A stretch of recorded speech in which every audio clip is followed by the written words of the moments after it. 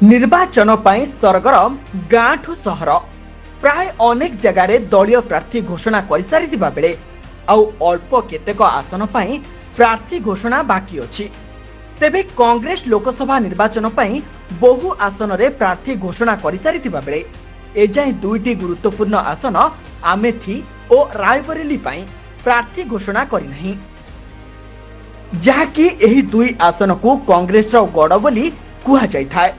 पीढ़ी परे पीढ़ी कांग्रेस परिवार रो सदस्य एही आसन रे बाजीमात करिथांती, हेले एथर एही दुई आसन रु किए लड़िबो ताकू नै लागी रहिछि सस्पेंस।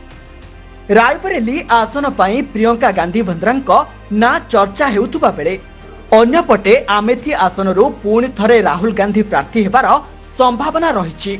हेले प्रियंका गांधी भद्रा कांग्रेस रो महासचिव भाबे कार्य तुलाई आसुथिले मध्य से एपर्यंत निर्वाचन लड़ी नाहंती, किंतु एही आसन रु लगातार भाबे लड़ी जीति आसिछंती तांको मा सोनिया गांधी। हेले से एथर लोकसभा निर्वाचन लड़िबे नाही बोली स्पष्ट करि सारिछंती। एहा सह राज्यसभा को निर्वाचित होई सारिछंती। तेबे एही आसन रे कांग्रेस प्रियंका गांधी को प्रार्थी करि पारे बोली कुहा जाउछि। अन्यपटे जदि आमेथी आसन कथा कहिबा ताहले एबे सेठारे बीजेपी रो दबदबा रहिछि, कारण बीजेपी एथर पुणी थरे तृतीय थर पई स्मृति ईरानी को उपरे भरोसा करिछि।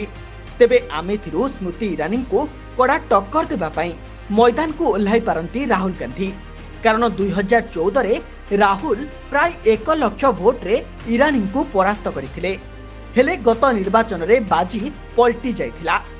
स्मृति ईरानी तांको 55,120 खंड भोट व्यवधान रे परास्त करिथिले, हेले एथर भी राहुल गांधी को उपरे भरोसा करिछि कांग्रेस। तांको आमेथी आसन रो पुणी थरे प्रार्थी घोषणा करिवार संभावना रहिछि। तेबे एही दुई आसन रे मे 20 रे मतदान हेबाकु जाउछि। ब्यूरो रिपोर्ट, दिनांक टीवी।